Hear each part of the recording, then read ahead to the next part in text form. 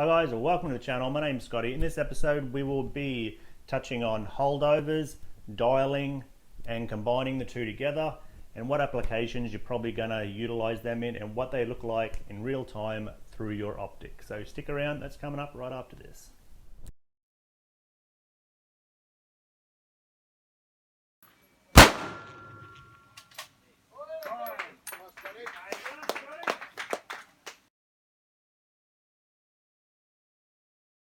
Right, so as you just know, to engage a target at a specific distance, we need to know what to apply to our optic. In MOA or mils, it doesn't matter. We need to know what angle of departure we need that bullet to be coming out of our barrel at. So in the illustration below, we've got our line of sight, and then we've got our ballistic curve. We need to find out how many mils or how many MOA we need to come up to engage that target.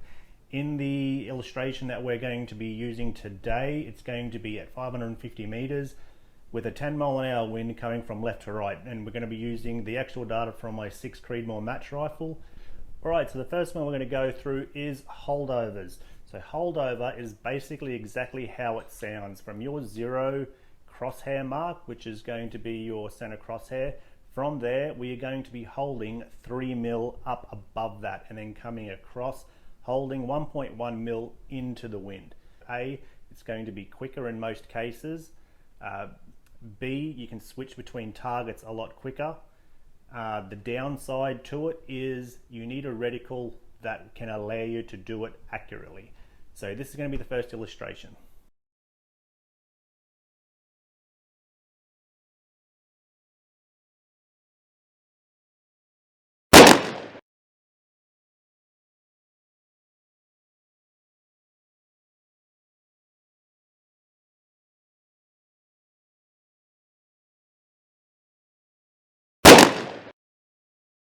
Alright, so the second way of doing this is dialing. So what we're doing is dialing the 3 mil onto our turret and the 1.1 mil onto our windage turret.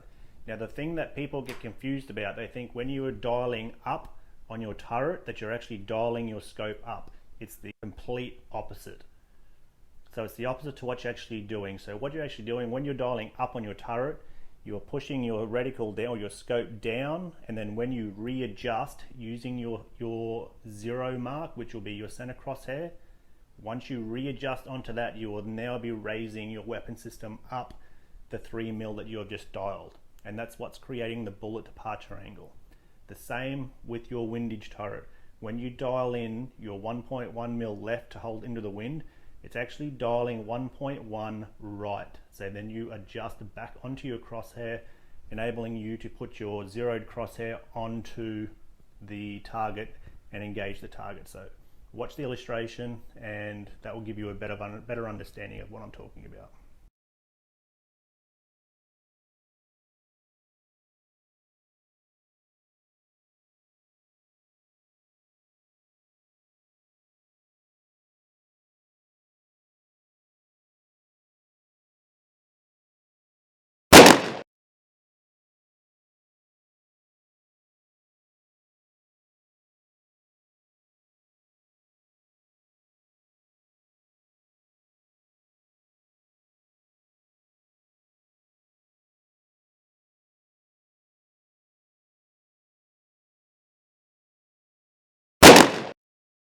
Alright, so the third and final way is dialing your elevation turret and holding your wind.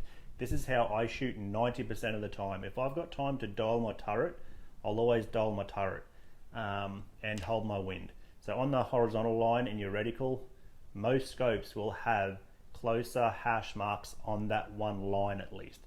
So it doesn't matter if you're shooting at longer distances, you can still gauge an accurate wind call by at least dialing your elevation, and then you can hold your wind left and right accordingly throughout the match and hold off as the wind changes. Trying to hold wind when you don't have a reference point is hard, inaccurate, and it can cost you points. So most of the time I'll always dial my turret at least and then hold wind. So we're doing essentially the exact same thing. When you dial the elevation, remember you're going to be pushing your scope down, and then when you readjust, that's giving you a bullet departure angle, the correct angle or your 3mm that you've just dialed on it. Then you will just do your normal hold into the wind. So we're not dialing this, so we're just holding into the wind.